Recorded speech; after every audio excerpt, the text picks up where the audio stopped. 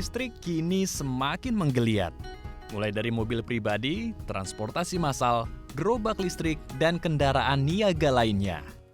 Tak ingin kalah bersaing dengan produk industri otomotif luar negeri, kini anak bangsa juga berinovasi, menciptakan berbagai kendaraan listrik. Seperti mobil Formula bertenaga listrik satu ini.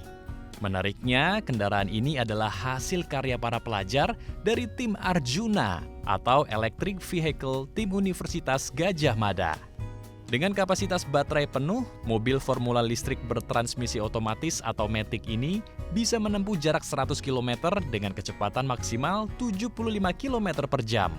Kendaraan ini membawa tim mobil listrik Arjuna Universitas Gadjah Mada berhasil meraih penghargaan dari ajang Formula Society Automotive Engineer atau FSAE di Ekopa Stadium, Shizuoka Prefecture, Jepang pada 27 hingga 31 Agustus 2019 lalu.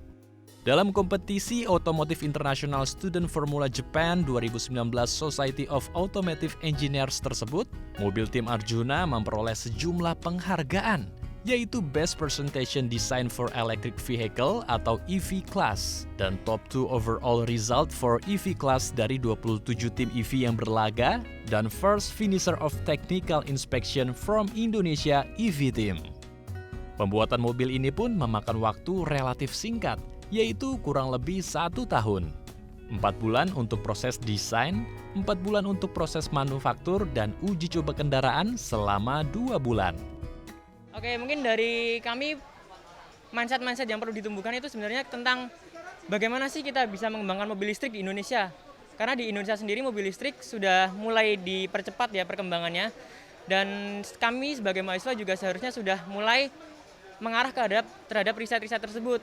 Karena dengan dimulai dari mahasiswa yang melakukan riset, pasti nantinya industri otomotif akan mulai melirik terhadap mobil listrik tersebut.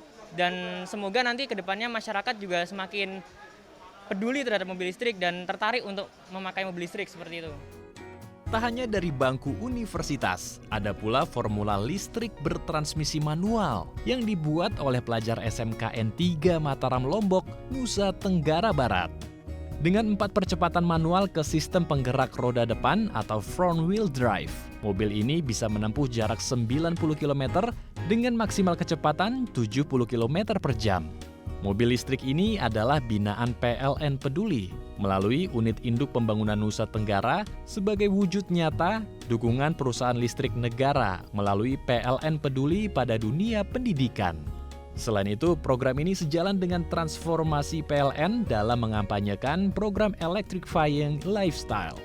Kedua kendaraan listrik karya anak bangsa ini pun sempat diikut-sertakan dalam acara IEMS atau Indonesia Electric Motor Show yang diadakan pada 24 hingga 26 November lalu.